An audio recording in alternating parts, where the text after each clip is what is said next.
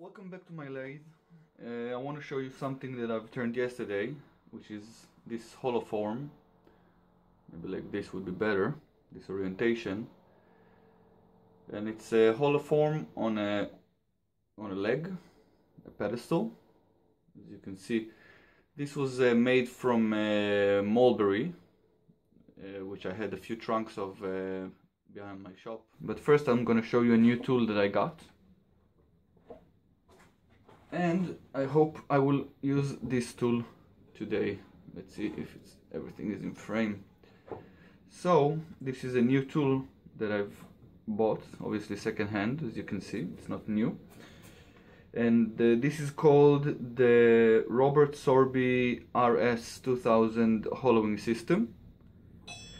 I don't have the complete system. There are a couple of small parts that were not a part of this tool that I bought, but I've got the handle with the brace, as you can see. This is obviously a deep hollowing system. As you can see, the brace goes under the arm. This helps counter the forces of the turning. This is the extension if I want to hollow even deeper, and this is very thick stock. This is really thick stock. I think it's 3/4 inch maybe. So it extends, and I can attach either here or here the actual tool I'm working with. And this set came with actually two tools, and one of them is duplicated for some reason. Even the person I bought it from couldn't tell me exactly why he has two of these blades. As you can see, these are blades that have a carbide tip on them, and these actually are used for coring out a cone from the center of a bowl, so you could make another bowl. It's not a coring system, but it does have these two narrow, very strong and heavy-duty blades, so I could core at least one or two conical pieces out of a bowl I'm making. And this is actually the swan neck tool with a new cutter that I bought and sharpened. And I hope I will use this tool today. It will be the first time I'm using it, so it might be a little bit awkward, but you're gonna bear with me. So let's put this aside and see what we're going to do today.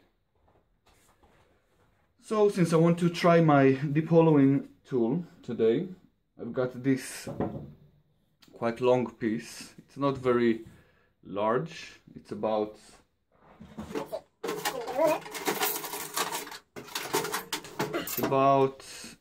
4 inches wide. It will be for the most 4 inches wide, or 10 centimeters at the thicker end, and on the smaller end it's going to be like 3.75. It has some checking. I don't know if you can see it. Some checking on both ends, obviously. I'm gonna try to turn those. I can see a couple of cracks running here and here lengthwise. We're gonna see if we can turn those down, and if not, we're going to glue them back up.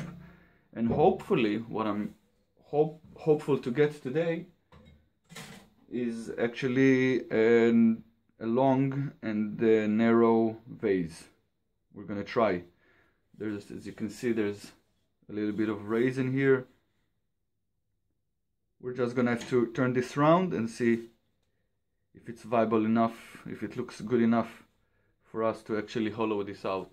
So, okay, so since this is end grain piece, meaning that the grain runs the length of the piece, I can either use a roughing gouge, or I can use my ball gouge, which I'll probably do. And let's start to rough this out. Obviously, important to check that we're not hitting the tool rest. Okay, and obviously sleeves out of the way. As you can see, no watch and no ring. Let's not forget our personal safety and wear a face mask. I'll be starting with my 5/8 ball gouge and see how it goes.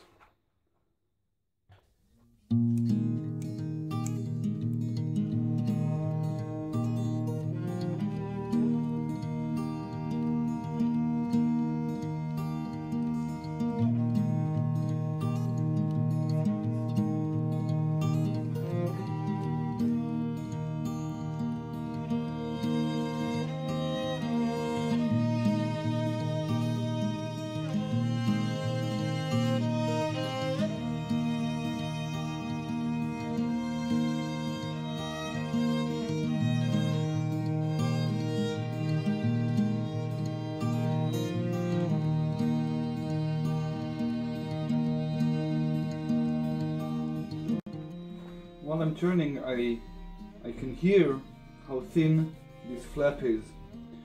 So at the minute I'm done, this really turned out nice, this eye. I'll probably gonna have to reinforce it also with some CA glue, nice colors. I'm going to have to reinforce this with the super glue the minute I finish rounding it up, or else it will tear out on me. I really like the shape. I'll probably go on with a straight line. I thought maybe I have enough material here to flare out a little bit at the end, but I'm not sure at all. Let's finish rounding this up and then we'll start the CA glue treatment.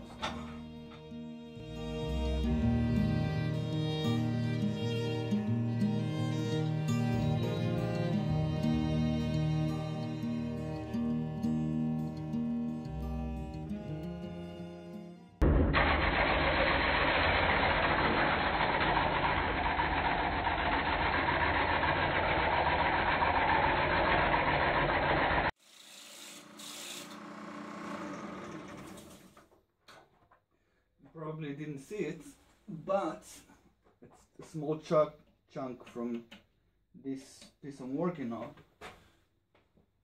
which I'm starting to part off, simply flew off and hit me right in the face mask, which just come to show you how important these face masks are.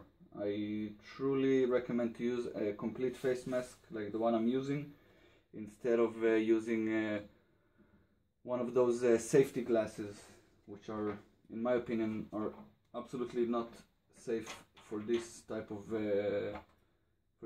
work.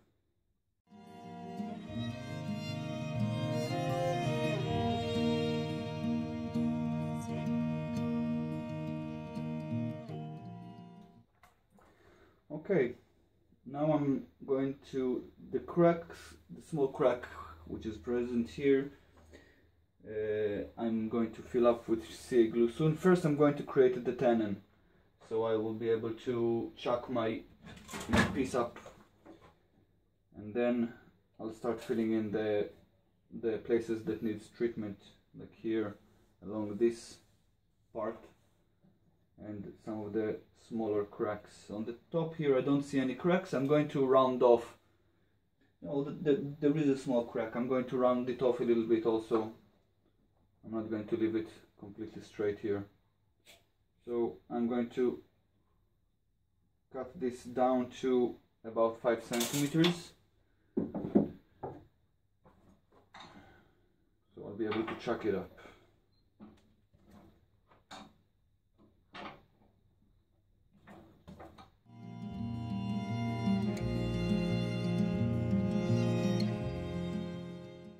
Okay, I did a small dovetail, and we're going to use this tenon to connect to our chuck. And now, at this point, we'll go over the cracks and places that need reinforcement, and we'll introduce some thin CA and some sawdust. The dustier the better. And we're going to fill all these cracks up. So here we go.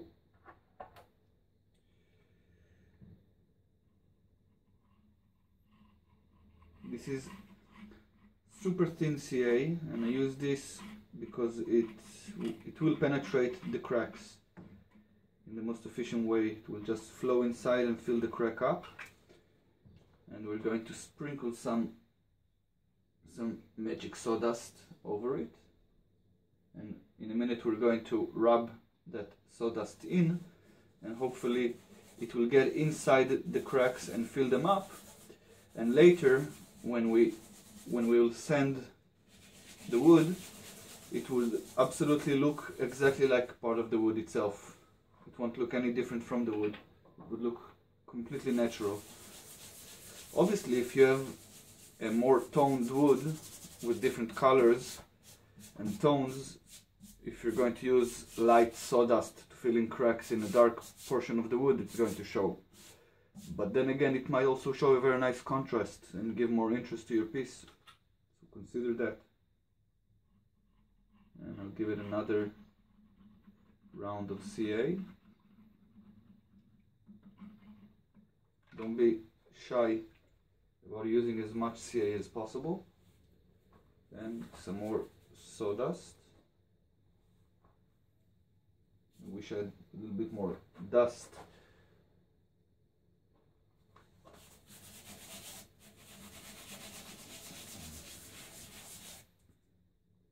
I should have used gloves. I always tell myself, use gloves when dealing with the CA. Now I don't know if you can see, but my hand is completely covered with glue and sawdust. But I guess that's part of the profession, isn't it?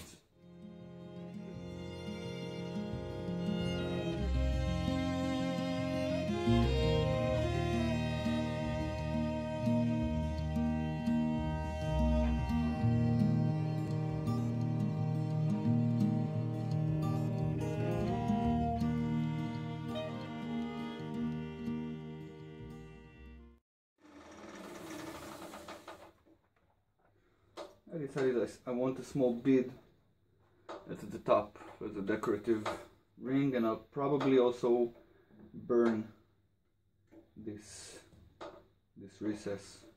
It's a light wood, and a nice black burn will look nice here, but I'm going to start with the sanding, and then when the sanding is done, if I like the shape, then I will do it. It's obviously recommended for a piece this long to use some kind of a rest that grabs the piece from all sides. I completely went out of my head right now the name for it. I'll probably put it down here in the video. This type of rest, I think it's called, in Italian it's called lunetta, which is like a moon, because it has a moon shaped or a half moon shape. So let's start sanding this, and I'll bring you back when this is sanded and we're ready for the finish. We have this are going to be vase sanded down to 600. It's very smooth. I really like the way this wood becomes so smooth, and the grain that comes out, it's really nice. Let's see if I can focus a little bit more. The grain is really nice. There's some spotting colors that are starting to show up. This is our treated crack that is full of sawdust, and it's a little bit white now from the sanding, and it's going to go back dark once I apply the wax. I really like the way the bead came, and we'll burn this before we apply the wax. I'm going to use a piece of wire attached between two dowels, and I'm going to spin it and then just press the wire into the recess, and the friction will burn a nice black line in there.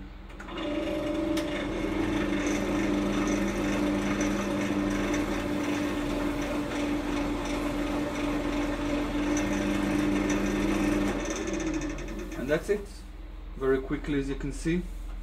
And I think that with the bright color of the wood, it gives a very nice contrast, and it separates this bead that we've made.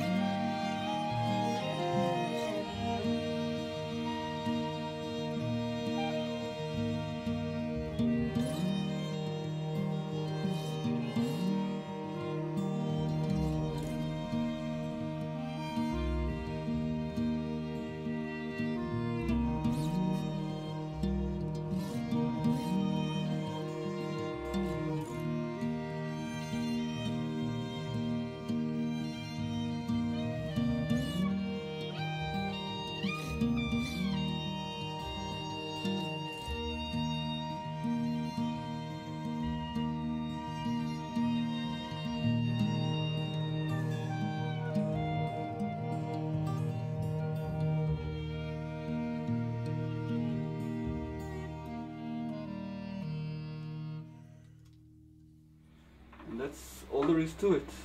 This looks really nice. You can see a little bit of the reflection of the light here, but the angle and the lighting and the straight form of this shape does not create a lot of glare, so you wouldn't be able to see the finish very well, but it is very, very nice.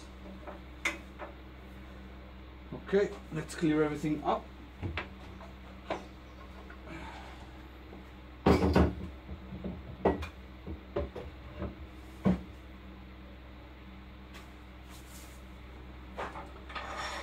So let's change the angle and start hollowing.